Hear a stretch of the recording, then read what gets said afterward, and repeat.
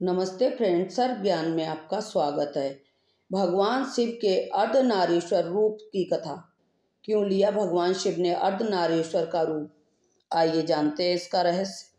भगवान शिव को देवों का देव कहा जाता है। जिस भी भक्त पर इनका आशीर्वाद होता है वह जीवन की हर मुश्किल से पार पा जाता है। भगवान शिव के कई रूप हैं, लेकिन हम उनके अर्धनारीश्वर रूप के बारे में बात करेंगे।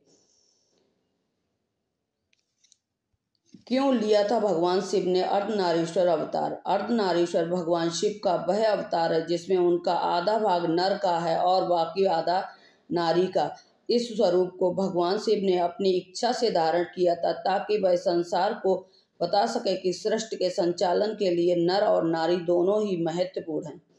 समाज के विकास में दोनों का ही योगदान है। आज हम आपको इस अवतार से जुड़ी पौराणिक कथाओं के बारे में बताएंगे।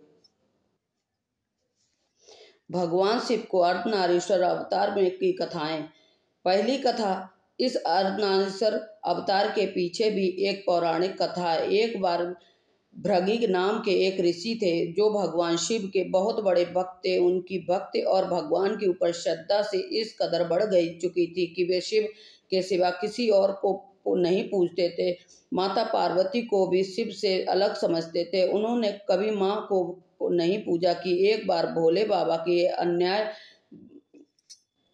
भक्त कैलाश पर्वत पर अपने आराध्य के दर्शन करने गए। वहां पहुंच गए। उन्होंने एक बहुत ही अजीब हरकत की। वे भगवान शंकर की परिक्रमा करना चाहते थे, लेकिन माता पार्वती भी थी। इस पर माता पार्वती ने उन्हें समझाया कि शिव और शक्ति अलग अलग नहीं है, परंतु जब ऋषि भृंगी ने नहीं माने तो माता पार्वती और भगवान शिव एकदम पास बैठ गए।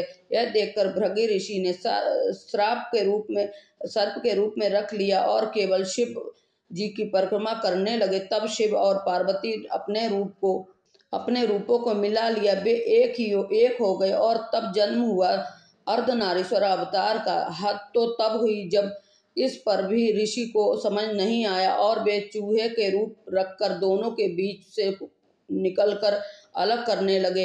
इस पर दोनों को क्रोध आ गया और तब देवी पार्वती ने ऋषि से कहा कि हर मनुष्य के भीतर प्रकृति का भी भाग होता है जो नारी शक्ति का प्रतीक है। प्रत्येक मनुष्य का शरीर उसकी माता और पिता की देन होता है। जहाँ व्यक्ति हड्डी और मांसपेशियों को पिता से प्राप्त करता है, वही रक्त और मांस उसे माता से मिलता है। मैं तुम्हें श्राप देती हूँ कि तुम्हारे शरीर से माँ नारी से मिला हुआ भाग अलग हो जाए। श्राप मिलते ही भृगि ऋषि असहाय होकर गिर पड़े। जब उन्हें एहसास हुआ कि वे अपनी खड़े होने की शक्ति भी खो चुके हैं, तब उन्होंने देवी पार्वती से इस अपराध के लिए क्षमा याचना की। अब क्योंकि माता अपनी संतान का दुख नहीं देख सकती, इसलिए पार्वती जी का हृदय भी यह दृश्य और भृंगी की हालत देखकर व्यथित हो उठा। माता ने जब श्राप वापस ले लिया तो ऋषि भृंगी ने स्वयं ही मान कर दिया कि क्योंकि अब जो अपराध बोध ग्रस्त हो चुके हैं, ऋषि को चलने में असमर्थ जान शिव पार्वती ने उन्हें तीसरा पैर प्रदान कर दिया। इस तरह हुआ था अर्धनारीश्वर रूप का प्रकट, ताकि संसार को नर और नारी का महत्व समझाया जा सके। दूसरी कथा।